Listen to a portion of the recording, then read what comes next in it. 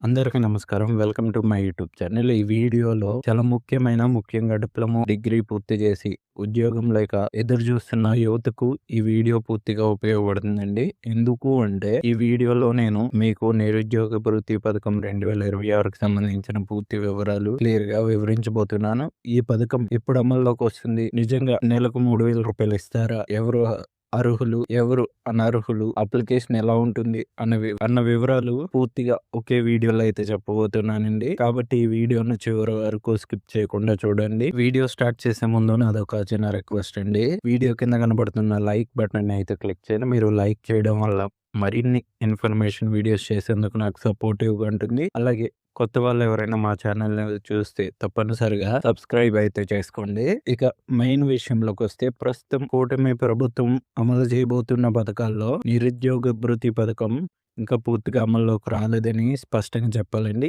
ఈ ఏడాది ఈ పథకాన్ని ప్రారంభిస్తామని నారా లోకేష్ గారు చెప్పినప్పటికీ 2025, 26 ఆర్థిక సంవత్సరానికి సంబంధించిన బడ్జెట్‌లో అమౌంట్ అయితే కేటాయించలేదండి.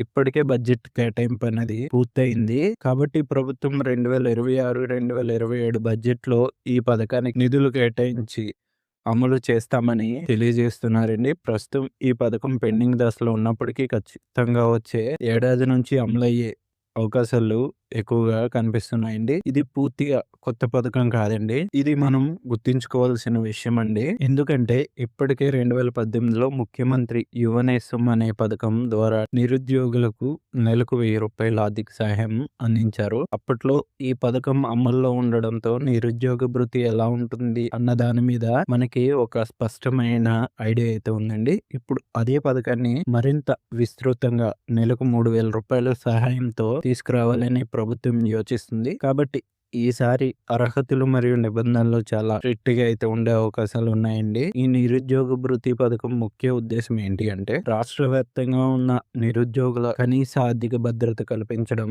వాళ్ళని ఆదుకోవాలన్న ఉద్దేశంతో కూటమి ప్రభుత్వం ఎన్నికల మేనిఫెస్టోలో ఈ పథకాన్ని స్పష్టంగా మెన్షన్ చేసిందండి. అంతేకాకుండా సూపర్ 6 పథకాల్లో భాగంగా నిరుద్యోగ భృతిని చేర్చారు. అలాగే 22 లక్షల ఉద్యోగాలు కల్పిస్తామని చెప్పడంతో పాటు ఉద్యోగం రాకపోయినా వారికి ఆర్థిక సహాయం అందిస్తామని ప్రభుత్వం అయితే హామీ ఇవ్వడం జరిగింది.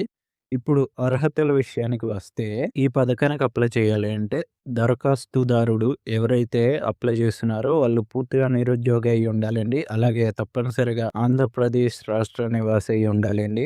వాళ్ళకి వయసు వచ్చేసి 22 సంవత్సరాలు ఉండాలండి. గరిష్టంగా 35 సంవత్సరాల లోపు ఉండాలి. విద్యా అర్హత విషయానికి వస్తే గుర్తింపు పొందని యూనివర్సిటీ నుంచి డిగ్రీ లేదా డిప్లొమా లేదా బీటెక్ పూర్తి చేసి ఉండాలండి. డిగ్రీ, డిప్లొమా, బీటెక్ ఇవి కేటగిరీ కిందకు వస్తాయి కాబట్టి వీటిలో ఏదైనా పూర్తి చేసిన వారు అర్హులైతే ఐటీఐ మాత్రమే చేసిన వారు లేదా ఇంటర్ మాత్రమే చేసిన వారు ఈ పథకానికి అర్హులు కారండి. పథకానికి రేషన్ కార్డ్ మరియు ఆదాయ నిబంధనలు కూడా చాలా ముఖ్యమైనవండి. ఎందుకో ఐటీ వాళ్ళకి రావట్లేదు, ఇంటర్ వాళ్ళకి ఇవ్వరు అంటే జాబ్ క్వాలిఫికేషన్ అన్నది మినిమం డిగ్రీ కాబట్టి అందుకే వాళ్ళని అనర్హులుగా అయితే ప్రకటించడం జరిగిందండి.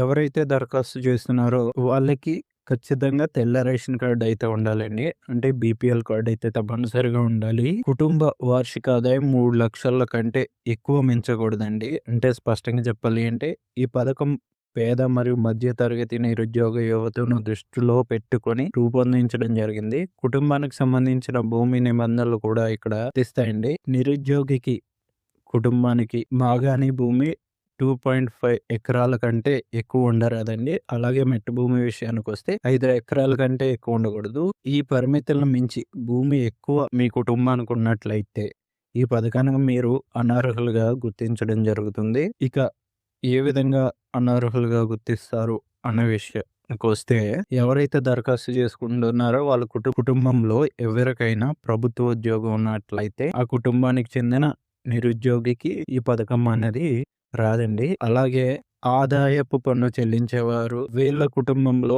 ఎవరైనా నిరుద్యోగులు ఉంటే వాళ్ళకు కూడా ఈ పథకానికి అర్హులు కారండి. ఇక పట్టణ ప్రాంతాల్లో భూమి ఎంత ఉండాలి అంటే 1000 చదరపు అడుగుల కంటే ఎక్కువ స్థలం ఉన్నవారు కూడా ఈ పథకానికి అర్హులు కారండి.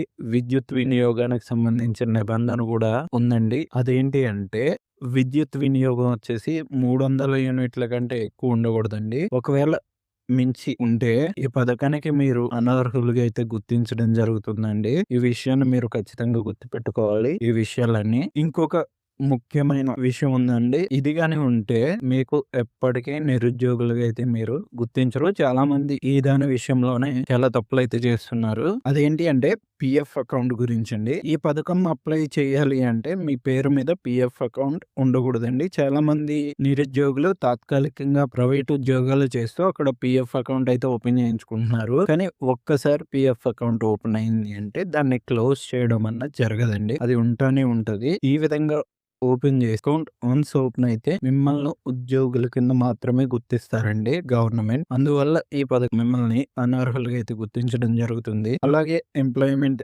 ఎక్స్చేంజ్ లో నమోదు చేసుకున్న వారికి కూడా ఇబ్బందులు వచ్చే అవకాశాలు ఉన్నాయండి. ఈ పథకాన్ని అప్లికేషన్ విధానం విషయానికొస్తే ప్రత్యేకంగా ఒక వెబ్సైట్ ద్వారా లేదా మీ సేవా కేంద్రాల ద్వారా లేదా గ్రామ వార్డు సచివాలయాల ద్వారా దరఖాస్తులు అయితే స్వీకరిస్తారు. అయితే ఎక్కువగా గ్రామ వార్డు సచివాలయాల ద్వారానే అప్లికేషన్ ప్రక్రియ జరిగే అవకాశం ఉందండి. అప్లికేషన్ చేసేటప్పుడు Aadhaar card, ration card, bank passbook, నివాస ధృవీకరణ పత్రం, డిగ్రీ లేదా డిప్లొమా సర్టిఫికెట్, మీరు ఏ కోర్స్ చదివితే ఆ కోర్స్ సర్టిఫికెట్లు ఇవ్వాలండి. దాంతో పాటుగా ఇంటర్ 10th సర్టిఫికెట్లు కూడా ఇవ్వాల్సి ఉంటుంది. ఇవి జిరాక్స్లు మాత్రమే ఇవ్వాలి. అప్లికేషన్ చేసిన తర్వాత ప్రభుత్వం అన్ని దరఖాస్తులను వెరిఫై చేసి డాక్యుమెంట్ వెరిఫికేషన్ అనంతరం 6 వాలిడేషన్ పాయింట్ ద్వారా వెరిఫై చేసి అన్ని అర్హతలు సరిగ్గా ఉంటే ఎలిజిబుల్ లిస్ట్ మరియు ఇన్ఎలిజిబుల్ లిస్ట్ అని విడుదల చేస్తారు. ఎలిజిబుల్ లిస్ట్ లో మీ పేరు వచ్చిన తర్వాత వారికి ప్రభుత్వం ఒక ఫైనల్ తేదీని ప్రకటిస్తుంది. ఆ తేదీ నుంచి నెలకు 3,000 రూపాయలు నేరుగా మీ బ్యాంక్ అకౌంట్ లో అయితే జమ అవుతాయండి. మొత్తం చెప్పాలంటే ఈ నిరుద్యోగ భృతి పథకాన్ని 2026-27 బడ్జెట్ లో అమలు చేయాలని ప్రభుత్వం నిర్ణయించుకుందండి. ఒకవైపు వర్క్ ఫ్రమ్ హోమ్ జాబ్స్ మరియు కౌన్సిలం సర్వే జరుగుతుండగా మరొక వైపు నిరుద్యోగ భృతికి సంబంధించిన వివిధ విధానాలను ప్రభుత్వం సిద్ధం చేస్తుంది. అర్హతలు చాలా స్ట్రిక్ట్ గా ఉండే అవకాశం ఉన్నందున ప్రతి ఒక్కరూ ముందుగానే అర్హతలన్నీ చెక్ చేసుకోవాల్సి ఉంటుంది. ఇలాంటి ప్రభుత్వ పథకాల అప్డేట్స్ ను మిస్ అవ్వకుండా ఉండాలి అంటే ఇప్పుడే మా ఛానల్ ని సబ్స్క్రైబ్ చేసుకోండి. బెల్ ఐకాన్ కూడా ఆన్ లో పెట్టుకోండి. ఆన్ లో పెట్టుకోవడం వల్ల నేను ఏ ఇన్ఫర్మేషన్ పోస్ట్ చేసినా ముందుగా మీకే వస్తుందండి.